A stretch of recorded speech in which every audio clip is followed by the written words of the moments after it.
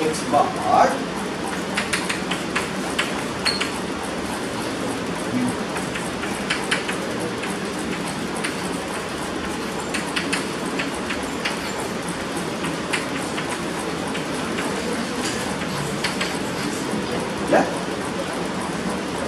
okay, expectation x bar is an unbiased estimator of the population mean mu, right? X bar is an unbiased estimator, right? Okay, is this clear?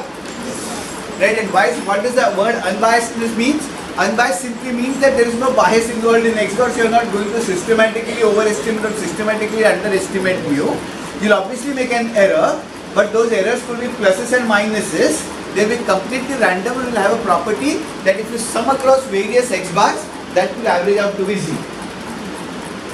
Right? So this says that you can use x bar as an estimator for mu, because even when x bar will be different from mu, the error will be a non-systematic error. Right? That is the only thing that is meant by the property of unbiasedness. That is the only thing that is meant by the property of unbiasedness. So x bar is an unbiased estimator for mu. Okay. Right? Okay. Now,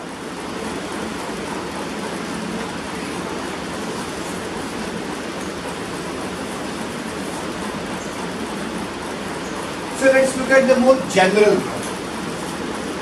Let's look at the more general problem. We have beta hat, which is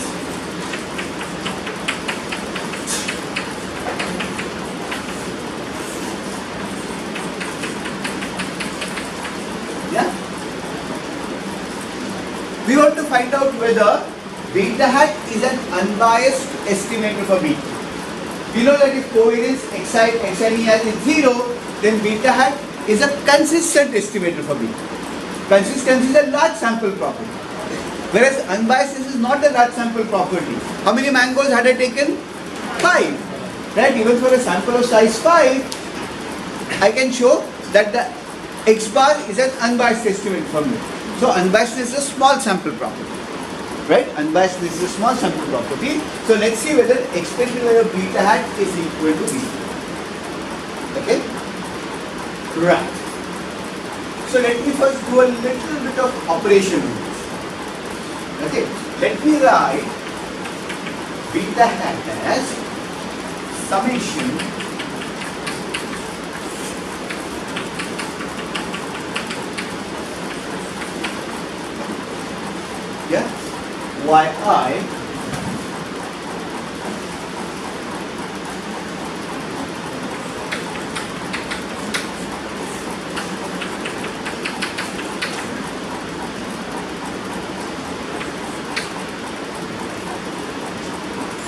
yi write it? Sure? So what are we doing? I am doing x1 minus x bar into y1. The second one should be square or?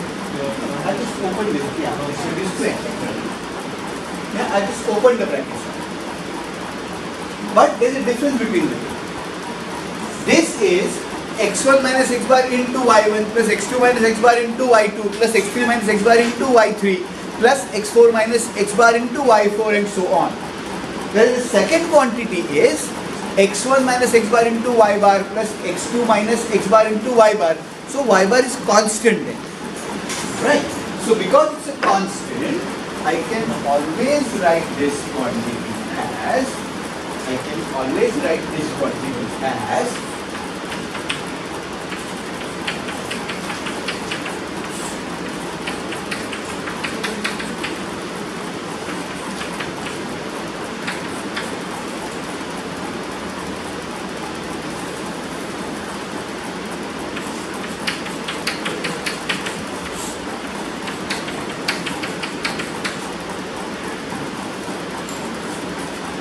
I can always write it like this. Why? Y bar is constant. Okay? Y bar is constant, so I can take it out. So once I take y bar out, what is this summation xi minus x bar? What is summation xi minus x bar? Sum of the deviations around the mean. And we proved it in very first few initial lectures that is equal to 0. Right? Okay? So what do I have here? Here I have, so this quantity will become 0. Okay? This quantity will become 0. So now,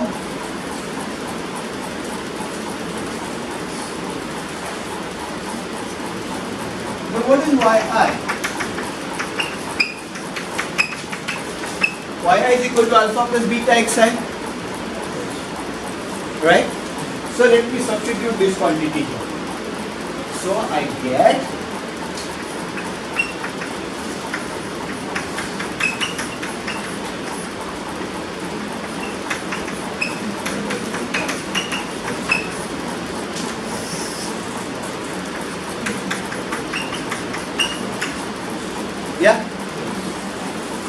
Is it okay? So if I were to open this out, what will I get? If I open this out, this will become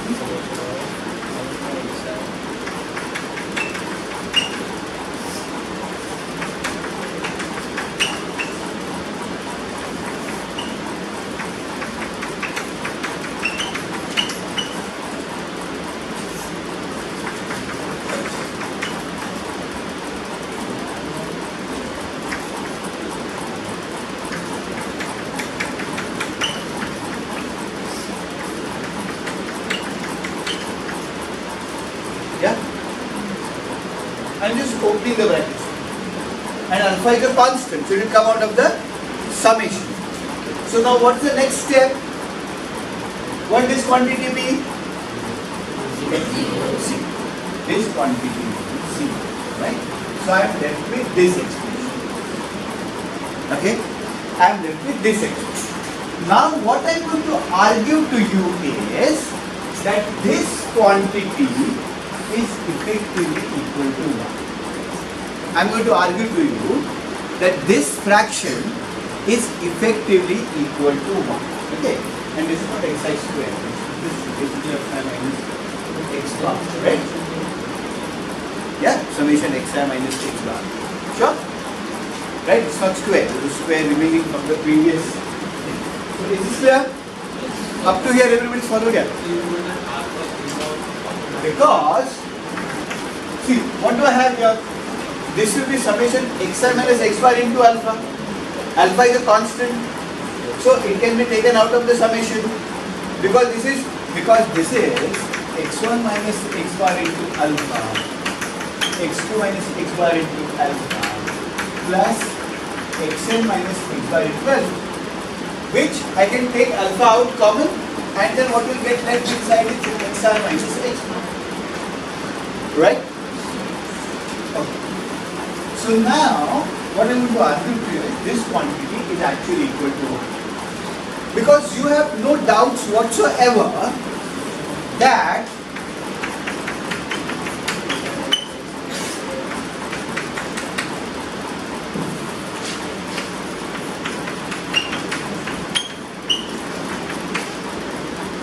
this is doubtlessly true.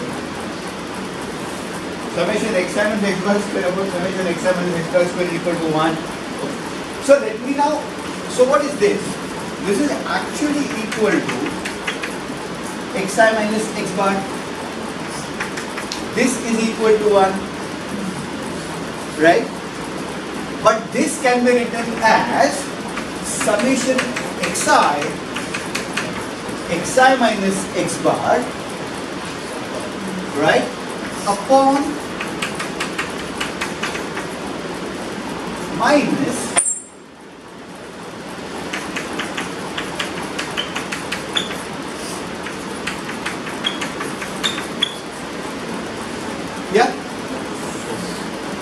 you see I can write it. Why? Because this is xi into xi minus x bar, right? So what I am doing here is I am just opening the brackets up. Xi into this quantity minus x bar into this quantity.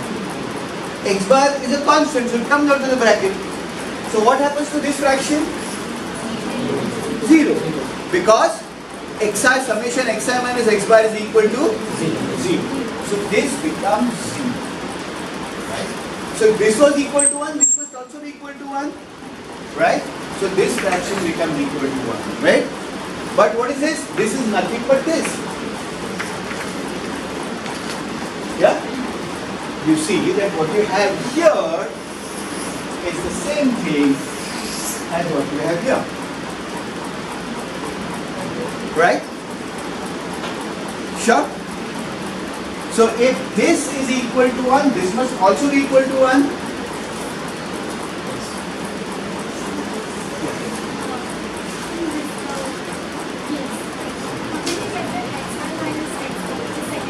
See, what I did was, let me go over this again.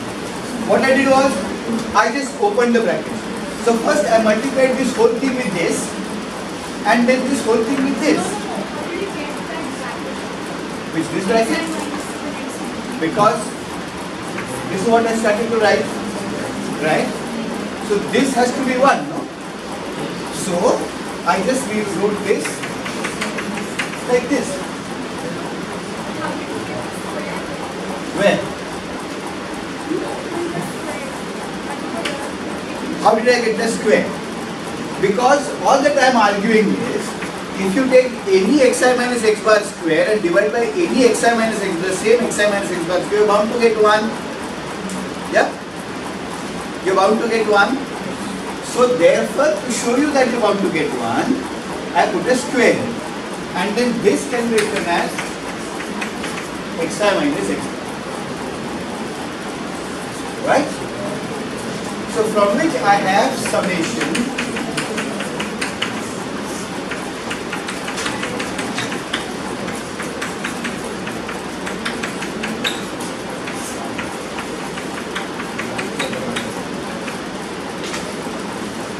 is essentially this one. So this must be equal to 1. So I have this. So beta hat is beta plus, okay? Now you must tell me what this quantity is. What is this ratio? Okay?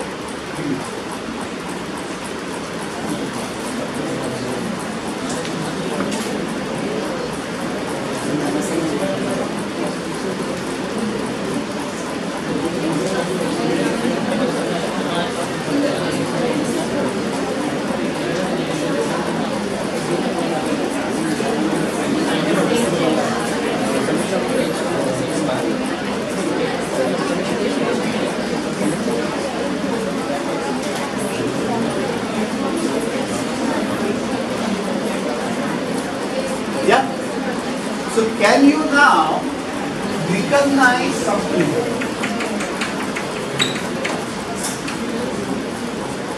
What is this quantity? What is the numerator? What is the denominator? Can you recognize the numerator?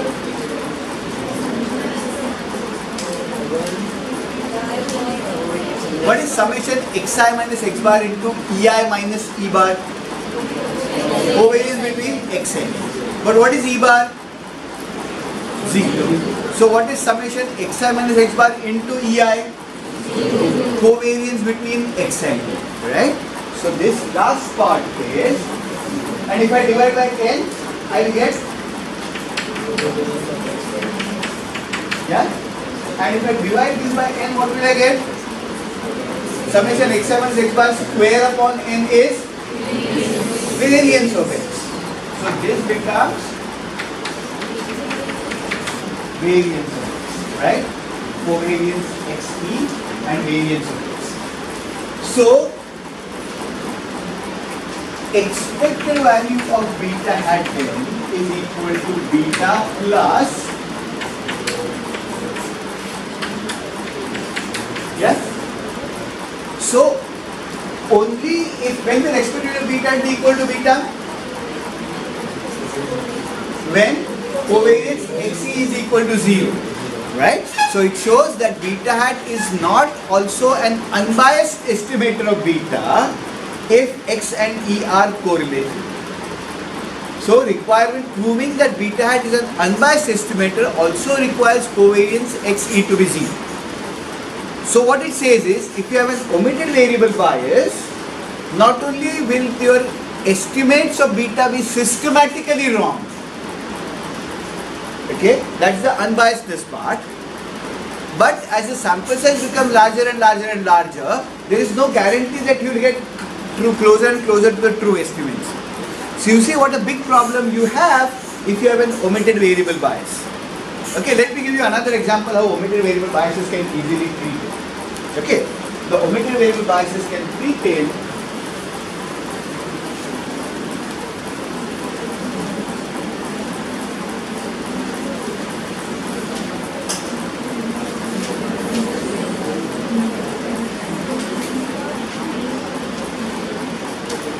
Omitted variable biases can creep in.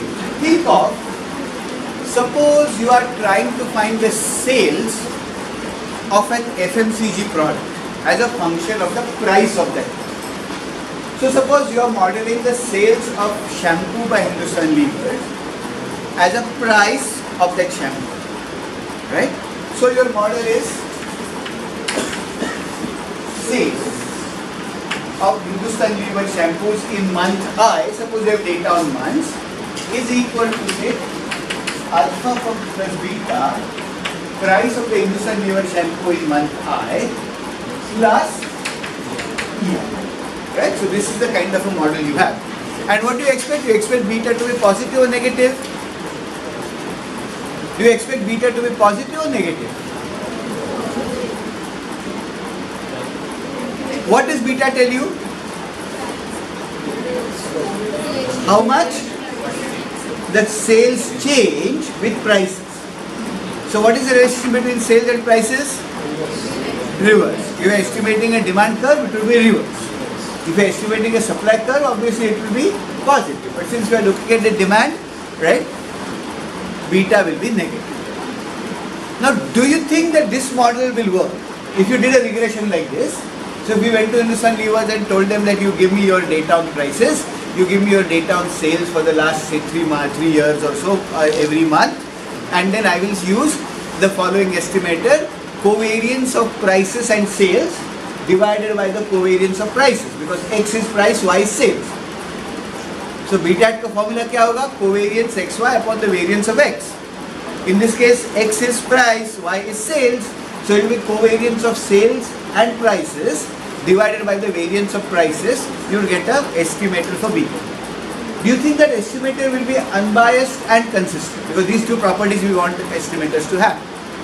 Do you think the estimator will be unbiased and consistent? Do you think the estimator will be unbiased or consistent in this model?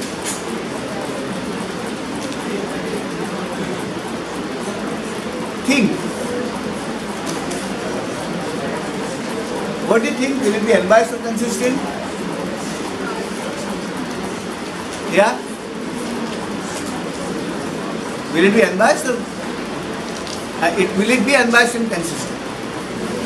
Akka, will, essentially what I am asking is, will covariance PHI EI be 0? Why will the covariance PHI EI be not 0? The prices increase and there are 100 people are buying it and 99 people buy less, but one person buys more or one person continues to buy Yeah, less. but we are looking at averages. Okay, so there are many other factors like So he said there are many other factors. That's the crucial. What is the single most important factor when you model this? Price of substitutes, right? Okay, so let's introduce the price of substitutes. Sales HI is alpha plus beta PHI plus say gamma price Procter and Gamble, who is a competitor, plus VI, some error term VI, right? Now, in this model, EI includes this whole term, Yes. right?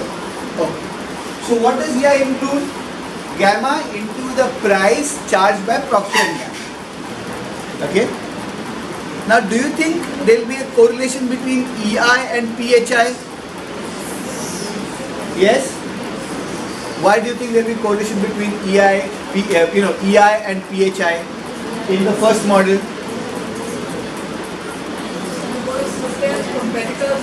They are competitors, and because all of you have learned in oligopoly models, when you did your AET or whatever, that prices in oligopolies are correlated.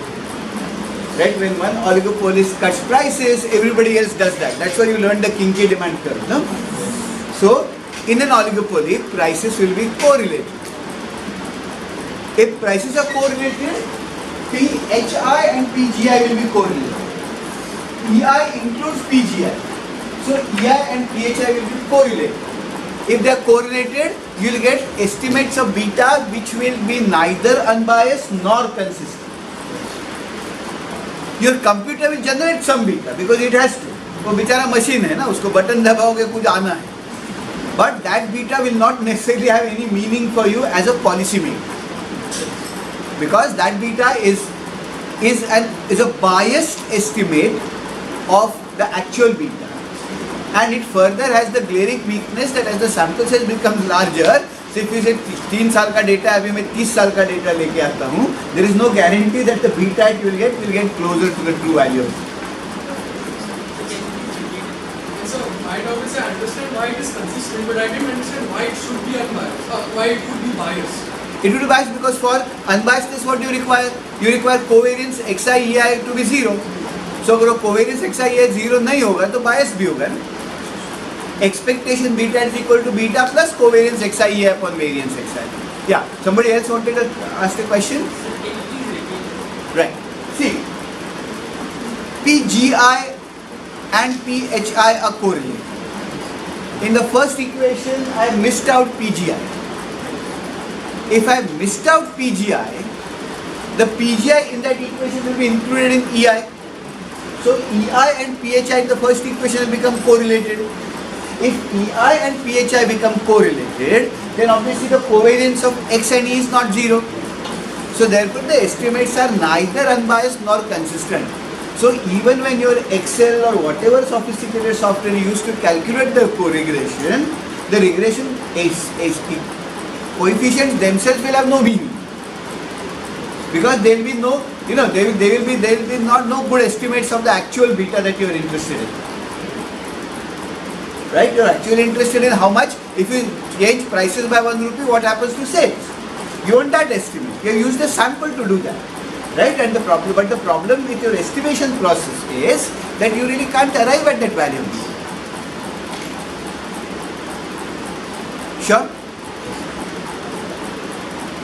You get this?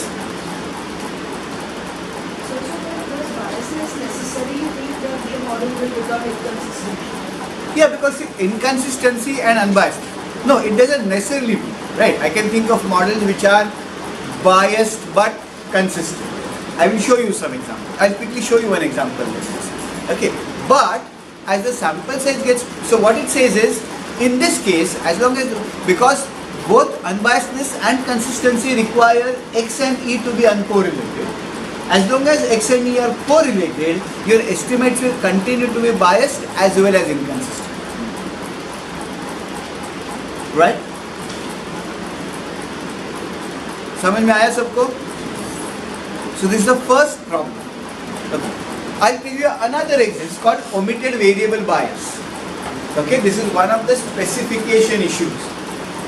Okay, omitted variable bias. Now let me tell you of another problem.